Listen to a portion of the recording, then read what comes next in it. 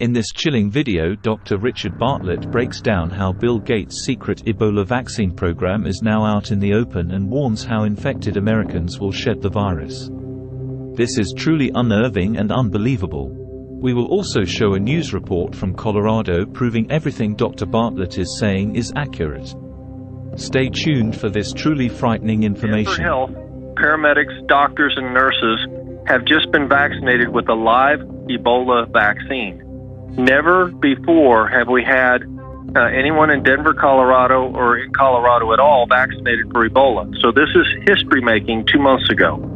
Why would they be doing that? They said they're doing it in preparation for a potential Ebola outbreak. Why would they be thinking that's possible? Well, there's a lab being created down the street from Denver in Colorado Springs where it's advertising that they will be doing bat research. And it has been reported that they will be working with Ebola, Nipah virus, and COVID. So this is actually infecting people with live Ebola virus. That's what the Ervebo vaccine is. It's live Ebola virus. That's what the Ervebo vaccine is. And so if you look at the FDA package insert, they're obligated to have package inserts, which that was kept from the public with the COVID shots. But with Ervebo, the Ebola vaccine, anyone can Google or search the Ervebo Ebola vaccine, which the Denver health paramedics, nurses, and doctors received.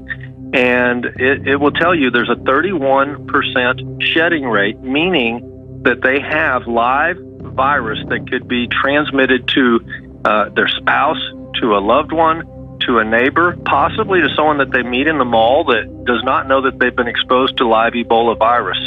And so 31% in their package insert, the FDA package insert, that's the source of this information. I found that shocking. They admit that the reason they're taking care of their first responders, paramedics, doctors, nurses at Denver Health, the healthcare center in Colorado, for a future outbreak of Ebola. So why would they be thinking that? Maybe it has something to do with a lab that's being created right now that reportedly is going to be working with Ebola. And when you're doing genetic engineering on Ebola, we don't know exactly what it's going to look like. If it'll be more infectious, that's what gain-of-function research is about, making it more contagious, more infectious, and also more deadly. It's genetic engineering. So this is illegal. This is illegal behavior. This is what was shipped off out of North Carolina to Wuhan Institute of Virology. So that's the real takeaway, is they're bringing gain-of-function publicly back.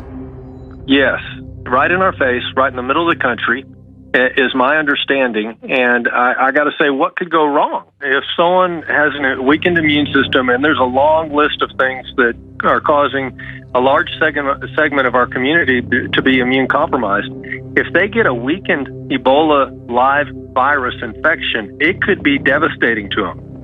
And we know with the wild Ebola that's out there in Africa that it could kill 50% of the people that get the disease if they're not treated. But if you're immune compromised, it'll be much more difficult for you to survive. I used to be concerned about the open border, that Ebola or Nipah virus or smallpox might be brought by an enemy state across the border with the millions that are coming across. No one's checking their pockets. Nobody's testing these people to see if they have smallpox or Ebola. Many are gotaways that are not ever screened. And so I thought that would be the problem. But here in our face, they're actually building a bat lab in Colorado, in the center of the United States, right down the street from Cheyenne Mountain, right down the street from the U.S. Air Force Academy, and in a strategic location as far as transportation in the United States. And they're literally, it's reported they're going to be working with not the weakened vaccine Ebola virus, but with Ebola, and doing genetic engineering on it. That's what's been reported. If someone gets that vaccine, they could share that to strangers that they don't know. Strangers could be exposed to the live Ebola virus that's in that vaccine, without ever being told that they're exposed to it. And if they're immune compromised, that could be a disaster. A few medical employees at Denver Health made history today. They became some of the first people to get the live Ebola vaccine for preventative measures. You've likely heard of Ebola, a rare but deadly disease. Back in 2014, there was a major outbreak in West Africa that did lead to some cases here in the United States. 9 News reporter Jaleesa Irizarry sharing with us why a medical team here in Colorado are some of the first to get the vaccine.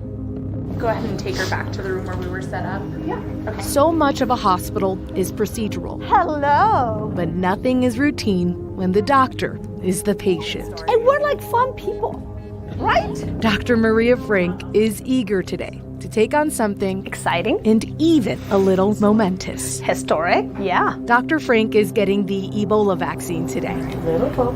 Denver Health says they're the first high-infection medical team to get it as a preventative measure. And there we are. They're one of 13 centers in the U.S. All right. that can care for Ebola patients. Just like that. Although right now, the likelihood is low. And even though there's no current outbreaks happening in the world, we want to make sure that people have the chance to be protected in case we need to care for a patient that has a disease with a mortality potentially of 70%. In 2014, the largest Ebola epidemic started in West Africa. A few cases trickled into the United States. 11 people were treated. Just one person died. The FDA approved the first vaccine 5 years later. Ebola has a very high mortality rate, so it's exciting to be a part of this next step in treating this disease. Elizabeth Lenz is another recipient today. She's a Denver Health paramedic. That's also part of the high-risk infection team. She helps transport highly infectious patients that need care at the treatment center. All right. Today, she can do that with a little peace of mind. It burns a little bit in the shoulder, but it's all right.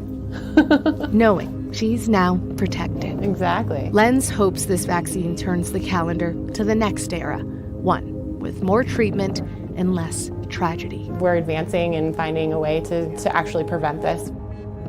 As far as how long the Ebola vaccine lasts, Dr. Frank says right now it's just one dose. The vaccine they got is only available to frontline workers that may be at risk of being exposed to the virus. Popularity of vaccines took a big hit through COVID, but you have to wonder, I mean, they're not inventing them for fun.